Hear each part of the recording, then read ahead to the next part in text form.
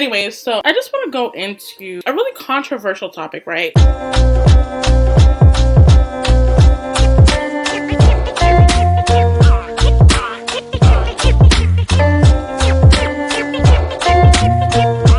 So I really want to talk about the anime community and how low-key, it's not even low-key, it's like high-key, we can be very toxic. And by we, I mean you, just you. I'm joking, y'all. I really want to talk about the whole dub and sub thing, right? Like, I feel like it's gotten to such a height. I know I'm not the only one who feels this way.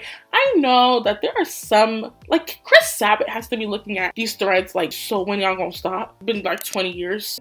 I feel like low-key I shaded him, but I really didn't mean to. I don't know how long he's been voice acting. It's been a while. It's been a while since this whole topic went. And I just really gotta touch on it. So why do y'all hate dub voice actors? Just like, you know, one word response is enough. No, but seriously, I feel like the anime community really dubs the dub actors. That's kind of funny. No, they really just disrespect them on a daily, and I just want to know why. Because, you know, I haven't seen something that really had me like, you know, like if I was buried, I would have been rolling. I would have rolled out the grave, came back to life. Like nothing, I've never seen a performance that really had me that way. But the way that anime fans, they would really have you thinking that there's like these 10-year-olds voice acting these grown adult men. You know what I mean? The anime community makes it seem like by the comments alone, you'd be like, oh, that's crazy. Like, if you didn't have the context, right? If you were not an anime viewer, you should be ashamed of yourself. And you were just reading comments from the anime fans, and you just read how they talked about dub actors, you'd be like, dang, like, did they do this performance? You know what I mean? And then you're gonna be real shocked when you actually listen, because it's not gonna be that bad. You're gonna be like, okay, this sounds like, you know, shows I grew up watching, but okay. And I honestly feel like some of y'all, it's clear that you didn't wake up on Saturday mornings and watch 4Kids, because the way y'all talk about dub, I'm like, y'all just, like, did you grow up listening to and watching Japanese shows? Because I didn't.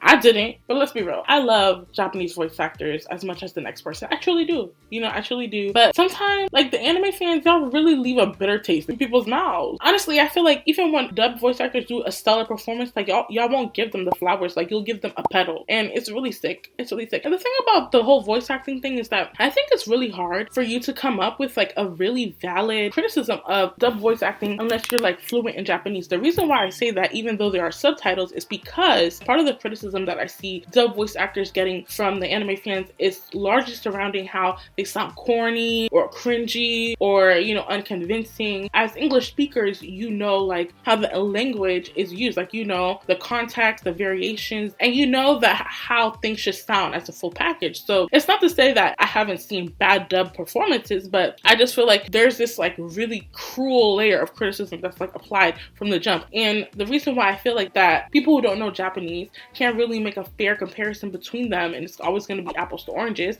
and tacos to sushi, it's because when you don't know Japanese, you're not able to actually fully gauge whether or not the performance is good. Like, you're just able to go off emotion, and emotion is not the only, you know, indication. And the reason I say this is because, like, there are Japanese people who have literally said, like, we do not talk like that. The way that they're portraying Japanese language and anime is not like real life. And as someone who just recently came back from Japan, I can attest to this, you know? Anyway, even before going to Japan, I felt this way. If you look on my channel, you'll see a video that didn't get much views, but that's okay. And it's titled Scenes That Dub Voice Actors Did Better Than Sub Voice Actors, something like that. And it's really an appreciation video. As someone who likes to watch dub and sub equally, I just want people to really love on both of them. You know what I mean? Love on both of them. Love on both of them. Chris Sabat deserves better. There's a guy whose name is, like, literally in the credits of every show, and he was a voice actor. Y'all know, if y'all watch Funimation, what is that man? I'm looking it up as we speak. Justin Cook.